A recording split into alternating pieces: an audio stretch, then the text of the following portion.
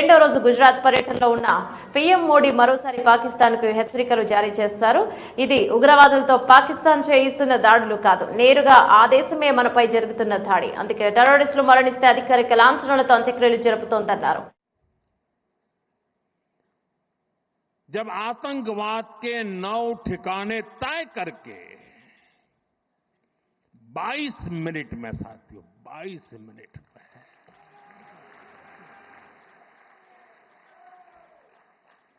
उनको ध्वस्त कर दिया, और इस बार तो सब कैमरा के सामने की सारी व्यवस्था रखी थी ताकि हमारे घर में कोई सबूत न मांगे। अब हमें सबूत नहीं देना पड़ रहा है, वो ऊपर वाला दे रहा है।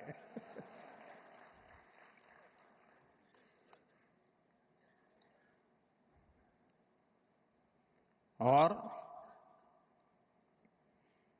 मैं इसलिए कहता हूं अब ये प्रॉक्सी वॉर नहीं कह सकते इसको, क्योंकि जो आतंकवादियों के जनाजे निकले 6 मई के बाद जिनका कत्ल हुआ, उस जनाजे को स्टेट ऑनर दिया गया पाकिस्तान में। उनके कॉफिन पे पाकिस्तान के झंडे लगाए गए, उनकी सेना ने उनको सैल्यूट दी। ये सिद्ध करता है कि आतंकवादी गतिविधि ये प्रॉक्सी वॉर नहीं है, ये आपकी सोची समझी युद्ध की रणनीति है। आप वॉर ही कर रहे हैं तो उसका जवाब भी वैसे ही मिलेगा।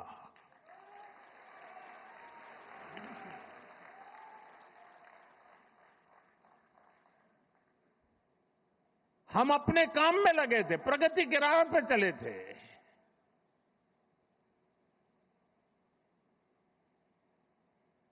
हम सबका भला चाहते हैं और मुसीबत में मदद भी करते हैं।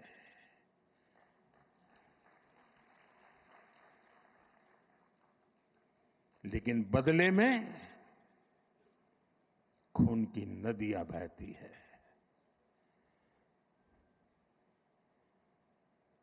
मैं नई पीढ़ी को कहना चाहता हूं,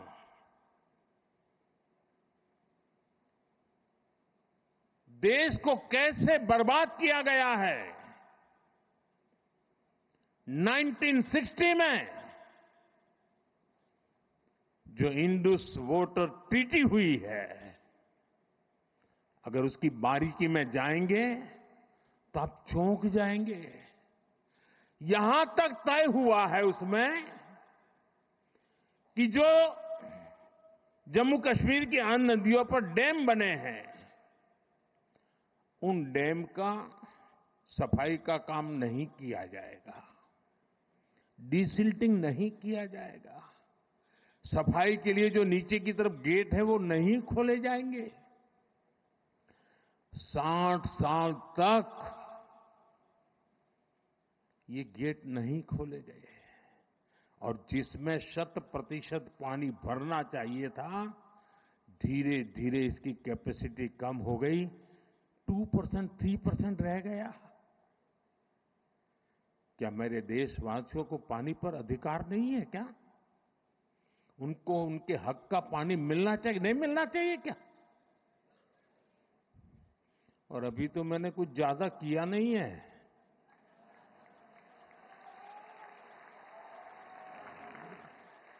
अभी तो हमने कहा है कि हमने इसको एबेंस में रखा है, वहां पसीना छूट रहा है।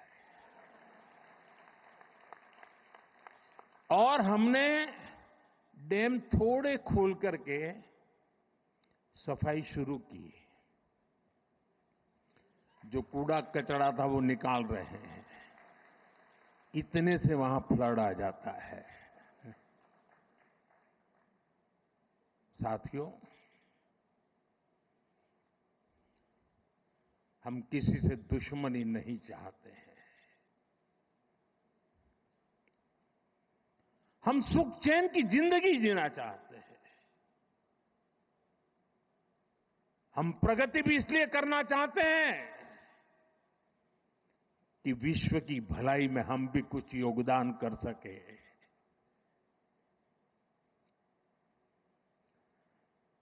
और इसीलिए हम एक निष्ठ भाव से कोटि कोटि भारतीयों के कल्याण के लिए प्रतिबद्धता के साथ काम कर रहे हैं। कल 26 मई था। 2014 में 26 मई मुझे पहली बार देश के प्रधानमंत्री के रूप में शपथ लेने का अवसर मिला। और तब भारत की इकोनॉमी दुनिया में 11 नंबर पर थे।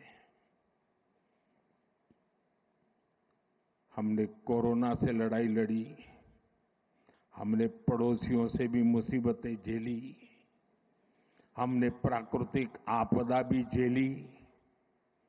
इन सब के बावजूद भी इतने कम समय में हम 11 नंबर की इकोनॉमी से 4 नंबर की इकोनॉमी पहुंच गए।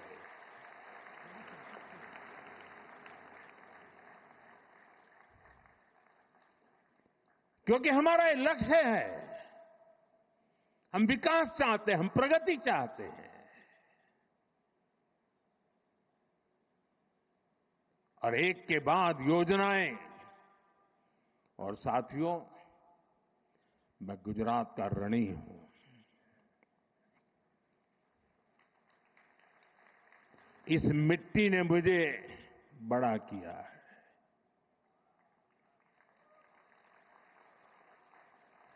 यहां से मुझे जो शिक्षा मिली, दीक्षा मिली, यहां से जो मैं आप सबके बीच रह